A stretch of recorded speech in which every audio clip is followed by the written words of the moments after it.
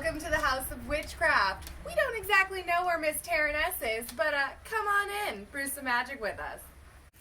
Hello, hello, hello, witches! I hope everybody out there is doing really good today. I got notes. I was looking, somebody made a comment to me about, you say it in every video, Taren, and I was like, because it's true, all right? And yes, I tried the app for that, okay? I'm just old school. I just need it wrote down. I found that it works best. I can help put it in my brain too. So today, y'all see I'm sitting here in front of our altar. This is the cottage coven's altar that is celebrating is in the energy of the dark half of the year. I did another video where I sort of got in their space a little bit, you know. They're very kind to let me film the altar at times, and there's other times, if y'all are sort of paying attention, where I'm not filming the altar, you know, because that is their private area. And I just want to give a shout out to the Cottage Coven for just being so gracious these past couple years with having me and dealing with YouTube and me as a public figure, because a lot of these witches, please be aware, they're very much in the closet. Yes, they wanted to be part of a group. No, they weren't signing up to be on YouTube. I know a couple of you have asked me about why aren't they on more, and I'm like, because that's not what they want to do, okay? And I'm very grateful for the ones in which do step on camera with me. Most of them have full-time jobs, part-time jobs, and then some third job. I mean, they're just busy folk, like all y'all are, you know? So I did want to say that real quick before I started with the actual topic of today's video, which is feeding your altar, giving offerings to entities, deities. You know, I talk about feeding your magic, and all this phraseology. What in the world are we talking about, and what are we doing? So we're in front of an altar, okay? Just sitting here is feeding the altar. I'm feeding it with my time, with my energy. Does that make sense to y'all? All right. Sometimes we think there's like this list that they got off the internet that says you have to put this here, has to be all purple fruits, or, you know, they only like rice, and all these other things. And yes, those are, a lot of them are very well sourced. They're based on actual offerings that somebody else gave to that deity or entity or to that magic. You see where I'm going? That somebody else gave, all right? So you can use any list to inspire you, okay? And there are some deities that within their personal lore and mythos will have a short list of acceptable offerings. But on every one of those lists, they're missing the one thing: time, all right?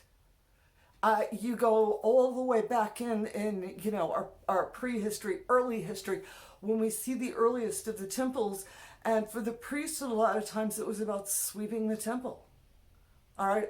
Very mundane things can be offerings when done in the right headspace, all right? Coming and straightening up your altar, okay? That's an offering. That's your time, that you are giving service to that entity, that deity. I got this whole list of things that we work with, don't I? Okay, but also another overlooked, these are the two big things I want y'all to take from this video, okay? All right, first is the time thing, okay? The second is ask the spirit, what do they want of you personally, okay? When I sit and spend time with Hecate and I ask Hecate, how do I set up her altar? What do I need to put? odds are she's probably going to give me a slightly different list than you. Because I get the list I need, you get the list you need, okay? And sometimes Spirit will tell you to put some strange stuff on altar. And if you are working with Spirit Realm and ancestral folk, all right, there ain't no telling what they want on the altar at that point, okay? So the first thing is to set your altar space up. And now you're like, ooh, I got to feed it. What do I do? Come give time to your altar and sit and spend time with the entity, the deity, the magical working that you're working. Spend time sitting here sort of thinking and taking those deep breaths. And you want to reach that state of thinking about nothing. This is that mindfulness, the state of nothing, where you're not really thinking nothing. You just sort of half a daydream away is where you want to be. And then all of a sudden, you get this strange image of a Coca-Cola can, and you can hear the sound of it being popped open. And you look over and you're like, guess who wants the Coca-Cola in the can? That's your offering. It's that simple. All right? It's getting out of your own headspace, getting past your own that logical, intellectual side that, of course, I'm not saying don't embrace it, but getting out of that headspace and getting into that pineal gland, our magical, emotional headspace, our connection with energy, our connection with spirit. That's what we're trying to get to, okay? So that's it. You know, what you got? What do I need? What do I need to put on this space? What am I called to do? All right? And then go do it. That's it. Don't I start thinking that's where you messed up last time. Remember? That's it. All right. Now, you know I got the list of other things too now. Of course, incense. We will light. This one is burnt out. This is our little incense right here. We use stick incense here. We also have a little cauldron, which has the charcoal in it. And then here you'll see are some herbal offerings for said cauldron. All right. Yes. Art. Music is another one. Put on some good music that you think that this deity, entity, or magical working would enjoy. All right? And how do I know? Didn't you just watch the first 3 minutes I just talked about? It's in you. Okay. That's how you know. All right? And of course there are, depending on your tradition, I like for, when we're working ancestral realm, especially if we're working with troubled spirit realms, we'll leave coins, which actually is representing the cost of the ferryman. There's an old lore. It's a beautiful global lore that we've all done it. That's the cool part about that one. So you may want to leave, if you're working ancestral realm, leave coins on the altar for the ferryman. All right. The oldest of offerings given to the gods, goddesses is milk and honey. That is the oldest known offering that we have when we talk about academics, archaeology, anthropology type stuff. Milk and honey. They did it in the springtime. They would dig a hole. The whole village would come, dance around, and they would pour milk and honey and ask for loose translation for Mother Goddess to bless them through the season. All right. Okay. And then, of course, there are some entities. What's an entity? The Fae are considered an entity. So if you're working with Fae, I mean, it's a very well-known fact. They like bright and shiny. Get bright and shiny stuff, you know. Some of the entities have very strong characteristics. So you do, of course, want to, work within that area of it. But it doesn't mean that the fairies don't want other things, too. And they may be asking you for a special favor. You never know. All right. Now, when we talk about giving the sacrifices on our lesser deities, demons, When we're working within lesser deity realms, I hope we've done some research before we decided to call that into our space. This is what I'm saying. All right? You know that. But, typically folks think that it has to be a sacrifice of blood. That isn't actually true in a lot of instances. A lot of times your own difficulties, your own tears are considered sacrifices to the lesser deities. All right? So it's not always sanguine within blood. Okay? There are other elements when working with those type of energies. And that's a whole other video. And I know some of y'all are over there going, Taren, tell me more. No, Taren ain't telling you more right now. Later, maybe. Okay, now let's talk about that food stuff.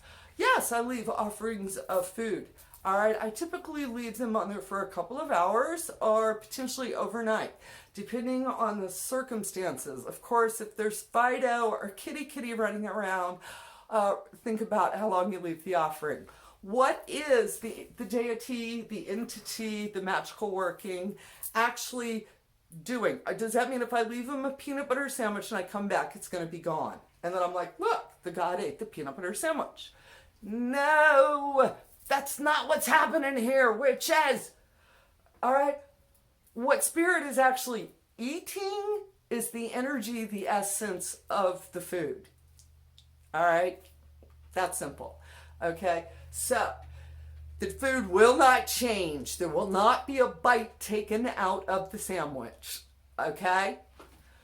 What will happen is, actually, you could potentially see a little bit of wilting, where not just sitting on the counter wilting, but like real wilting, almost like sort of got a little dehydrated, almost all the energy sucked it out. But the spirits, the deities, the entities, that long list I have to keep saying over and over when I'm trying to talk about this subject, it is the energy, the essence of the offering that they are eating, ingesting, imbibing, whatever word works for you, witches. We done talked about there's lots of words that say the same thing.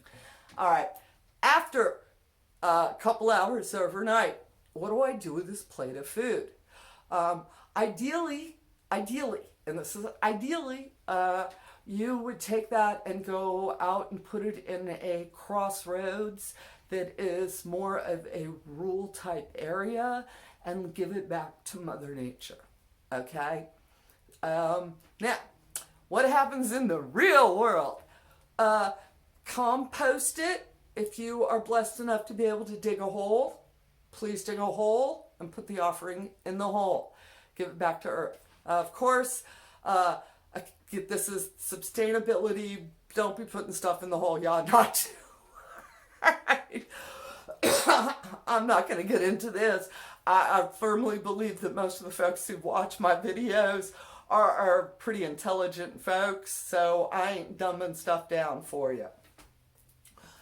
Sustainability, responsibility, all right, part of that do what feels right gets into it as well. And yes, there is always the last option of I have to throw it away. And that's real world, okay? But please let that be the very last on your list, okay? Especially, if you're working with anything that can be safely burned, burn it. That's simple, all right? Any of your organic materials, if you can't give it back to nature, at least try to put it back into the earth, okay? If you have done any of your rock and crystals, any of your harder components, you can cleanse them, all right? That's where we go out under a full moon, and we will do it. You can see right here, there's the crystal, I don't know how much y'all can see, but there's a whole crystal grid that is currently going around this candle, and there's, I know y'all can't see it, but there's actually a little piece of paper, and I'm not going to pull the paper out because that's someone else's business. I don't have to understand your magic. I just got to respect you doing it. And one of the witches has got a little something going on right here with the crystal grit. After this is done, she's done with this working on a full moon, new moon. Again, this is yours. Take them out and give them a good cleanse, and then they'll be ready to use for your next working. All right? All right, witches, I hope all this helps you. And of course, I'm going to tell you to go to that houseofwitchcraft.com. We have just launched 13 Moons to the Crossroads, depending on when you're watching this video. July 23rd, 2021. We are doing a community assisted, self-guided journey into the Crossroads Witchcraft. It's all about you learning to let that witchy within you come out. We have monthly activities, monthly wisdoms, magical tidbits, and you get the opportunity to work with me directly on that year in a day journey. If it's something you're interested in, please go directly to houseofwitchcraft.com. And of course, I'm going to keep giving them shout outs to my YouTube members, and which are so gracious to help support this channel. Thank you all so much. And with that said, I hope y'all have as bright of a blessed day as I'm having. And as always, amen, blessed be, ashe, and a bobo.